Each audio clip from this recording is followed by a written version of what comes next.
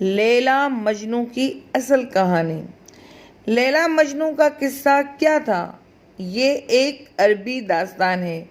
اس کے کرداروں کو تاریخی طور پر ثابت مانا جاتا ہے۔ لیلا مجنو دو حقیقی عاشق تھے۔ صدیوں تک اس میں بہت کچھ افسانہ طرازی کی گئی۔ عربی سے فارسی میں اس کو پہل رودکی نے منتقل کیا، اس کے بعد نظامی گنجوی نے اس کو فارسی میں لکھا۔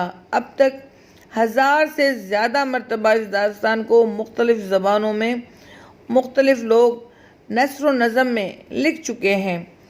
سب سے زیادہ مقبولیت و اہمیت نظامی گنجوی کی ہے۔ مجنو کا اصل نام قیس ابن ملوح ابن مزاحم ہے۔ مجنو لغوی طور پر پاگل، دیوانے اور عاشق کو کہتے ہیں۔ لیلا کا نام لیلا بنت مہدی ابن سعد بیان کیا جاتا ہے۔ عربی و عبرانی زبان میں لیلا یا لیلا رات کے لیے ہوتا ہے۔ عربی میں لیلا مجنو کی بجائے مجنو لیلا بولا جاتا ہے۔ ترکی میں ایک اسم صفت لیلا کی طرح سے مراد محبت کی وجہ سے پاگل جنونی کے لیے بولا جاتا ہے۔ محققین نے لیلا کے معنی سانولی رنگت بھی لیا ہے۔ کئی مصنفین نے اپنے قصے میں لیلا کو سانولی صورت والی بنا کر پیش کیا ہے۔ مشہور ہے کہ لیلا کالی یعنی سیاہ رنگت والی تھی، لیکن اگر لیلا کو عربی نسل بیان کیا جاتا ہے تو اس طرح لیلا کا کالا ہونا ایک خلاف واقع بات ہوگی۔ بچپن میں قیس اور لیلا دونوں اپنے قبیلے کی بکریاں چراتے تھے۔ وہ ساتھ بیٹھتے اور آپس میں باتیں کرتے۔ اس دوران انہیں ایک دوسرے سے محبت ہو گئی۔ نظامی گنجوی کے قصے لیلا مجنو کے مطابق لیلا مجنو بچپن میں ایک ہی مدرسے میں پڑھنے جاتے تھے۔ ان میں باہمی الفت پیدا ہوئی۔ مجنو کی توجہ تعلیم کی بجائے لیلا کی طرف رہتی، جس پر استاد سے اسے سزا ملتی، مگر استاد کی چھڑی مجنو کے ہاتھوں پر پڑتی اور درد لیلا کو ہوتا۔ استاد نے یہ بات لیلا و مجنو کے گھر والوں کو بتائی، جس پر لیلا کے مدرسے جانے اور گھر سے نکلنے پر پابندی لگ گئی۔ ایک دن پھر مجنو کی نظر لیلا پر پڑ گئی اور بچپن کا عشق تازہ ہو گیا۔ مجنو نے لیلا کا ہاتھ مانگا، مگر لیلا کے باپ نے انکار کر دیا۔ لیلا کا بھائی تبریز مجنو کو مارنے کی کوشش کرتا ہے، مگر مجنو اس کو قتل کر دیتا ہے، جس پر مجنو کو سرِ عام محبت کا اظہار کرنے اور لیلا کے بھائی کو مارنے پر سنگسار کرنے کی سزا سنا دی گئی۔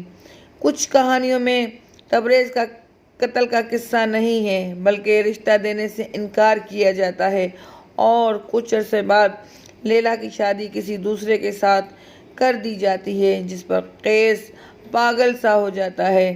جامعہ ازہر شعبہ اردو کے سربراہ ڈاکٹر ابراہیم محمد ابراہیم المصری نے لکھتے ہیں کہ لیلا مجنو کی شدید عشق و محبت کی کہانی کوئی فرضی داستان نہیں ہے، جیسا کہ ڈاکٹر طٰہٰ حسین نے خیال ظاہر کیا ہے کہ یہ پہلی صدی ہجری کا سچا واقعہ ہے جو عرب کے نجد کے علاقے میں رونما ہوا اور لازوال بن گیا۔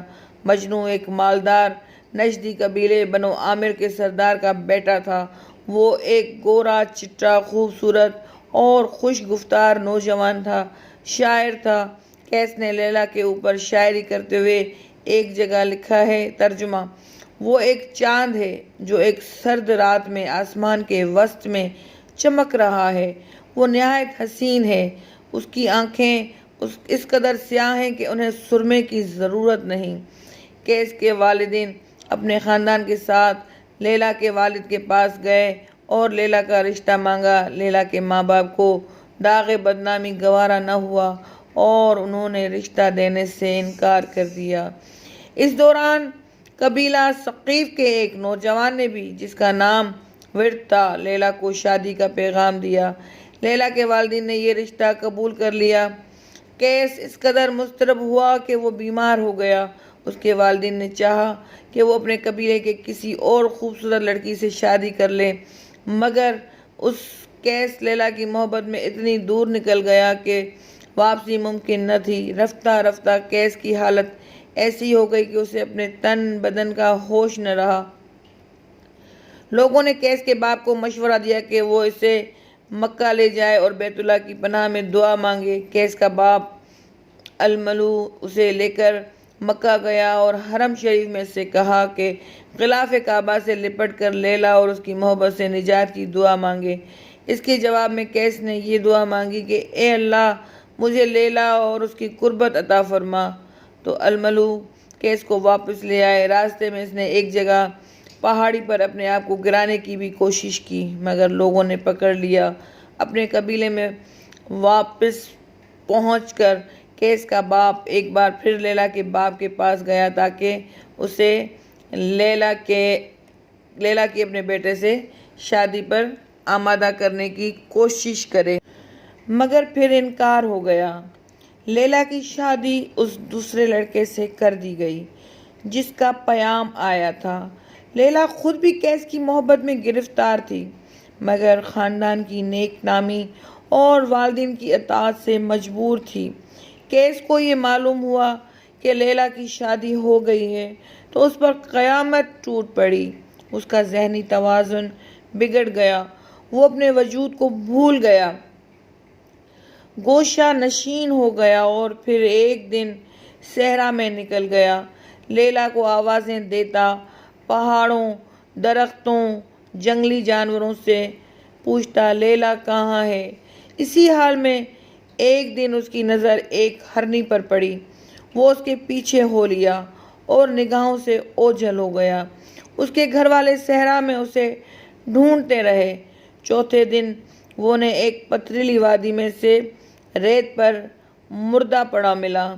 روایت کے مطابق لیلا بھی شاعرہ تھی اور یہی چیز ہے جس نے اسے محبت بھرے قصے کو ایک المیہ بنا دیا جس کے لیے دل اور آنکھیں روتے ہیں۔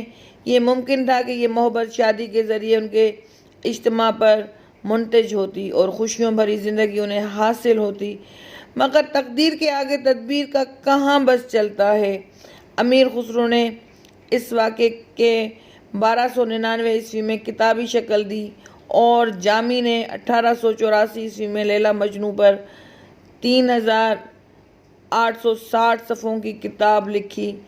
شیرازی جیسے بڑے فارسی شاعر نے اس قصے کو 1520 عیسوی میں لکھا۔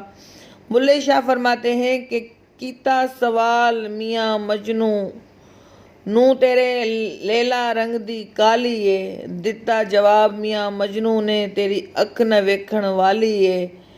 قرآن پاک دے ورق چٹے اتے لکھی سیاہی کالی ہے، چھڑوے بلیا دل دے